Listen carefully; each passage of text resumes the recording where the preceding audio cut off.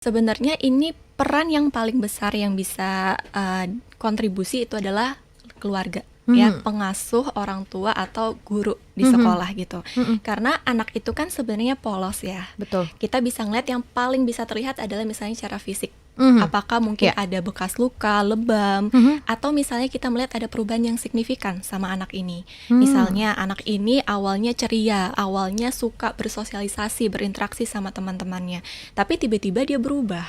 Ada apa ini? Ini menjadi pertanyaan. Atau misalnya anak ini datang ke suatu tempat yang awalnya dia ceria, tiba-tiba kalau ada sosok tertentu Mhm. kok jadi diam.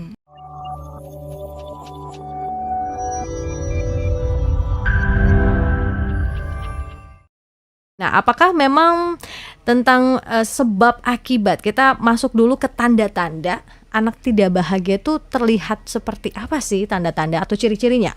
Oke. Kalau misalnya tadi kita ngomongin, sebenarnya mungkin agak kurang ngejawab tadi ya, Mhm. terkait dengan sebenarnya idealnya masa kecil itu seperti apa. Mhm. Tadi Kak Iya Puspa iya sempat iya. mention ya, Mhm. itu belum sempat Mhm. kejawab. Ini bisa barengan lah dengan Iya. pertanyaan yang ini. Jadi sebenarnya kalau misalnya kita ngomongin soal masa kecil, itu Mhm. tentu kaitannya erat dengan keluarga, atau Betul. misalnya wali atau orang tua gitu ya, pengasuh, Mhm. pendamping gitu. Mhm. Nah, ketika kita ngomongin soal masa kecil yang ideal, itu tentunya kita merasa tercukupi atau Mhm. tidak diabaikan, misalnya secara kebutuhan primer, ya, Mhm. fisik, kemudian kebutuhan emosional juga tidak diabaikan. Misalnya anak ini ingin bercerita kepada orang tuanya, tapi Mhm. mungkin orang tuanya malah meremehkan. Ah, Mhm. masa kayak gitu aja kamu nangis sih? Ah, masa kayak gini Hmm. aja kamu nggak bisa? Zaman Gitu. mama dulu. Betul. Nah gitu kan. Kamu baru begini. Oh, jadi curhat ya kan? Betul, Iya ada kan? perbandingan gitu Mhm. dari zaman ke zaman, pasti ada kayak gitu. Iya iya. Heeh. Nah, di mana mungkin anak itu pengen terbuka tapi merasa tidak didukung gitu, merasa Mhm. tidak diberikan tempat yang aman dan nyaman untuk bercerita. Oke. Nah, kemudian ada juga terkait dengan mereka aman dan tidak mengalami kekerasan gitu. Kekerasan Oke. itu misalnya dari segi fisik ya, yang mungkin memang paling menjadi perhatian karena meninggalkan bekas atau misalnya bisa meregang nyawa gitu. Oke. Nah, kemudian ada kekerasan lagi secara emosional, misalnya itu bisa diberikan kata-kata verbal yang menyakitkan, yang kurang berkenan, atau misalnya menjatuhkan kepercayaan dirinya atau harga dirinya gitu. Dan kemudian kekerasan secara seksual juga, yang memang anak-anak kan belum berdaya, Paham, iya. belum paham juga gitu. Kalau misalnya ada bagian yang nggak boleh disentuh, Iya. atau orang lain memperlakukan seperti apa, itu kan belum terlalu sampai situ kan Iya. pemahamannya. Jadi itu bisa dimanfaatkan oleh orang dewasa Mhm. atau orang lain yang punya intensi jelek ke dia gitu. Nah, ini kan semua yang terjadi sama anak ini sendiri gitu.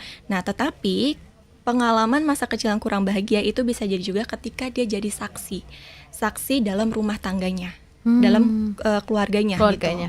Dia melihat misalnya hubungan orang tuanya yang tidak harmonis, yang kemudian mungkin ada pertengkaran ya secara fisik atau verbal dengan orang tua, antara mama ke papa, atau papa ke mama gitu ya. Atau misalnya ada orang yang alkoholik juga anggota keluarganya, kan mungkin bisa memberikan dampak yang negatif gitu ke anak ini. Jadi memang idealnya adalah terhindar dari hal-hal yang seperti itu. Terhindar dari hal-hal itu ya. Nah, jadi kalau tanda-tanda yang nampak begitu, kadang kan kayaknya keluarganya kayak baik-baik aja. Tapi dari permukaan iya, gitu ya. nah ini ada tanda-tanda atau kayaknya sebagian besar anak-anak yang kurang bahagia tuh pasti begini, atau ada nggak sih yang seperti itu, tanda-tanda yang terlihat kayak Helena? Oke, sebenarnya ini peran yang paling besar yang bisa kontribusi itu adalah keluarga, ya, pengasuh, orang tua, atau guru di sekolah gitu.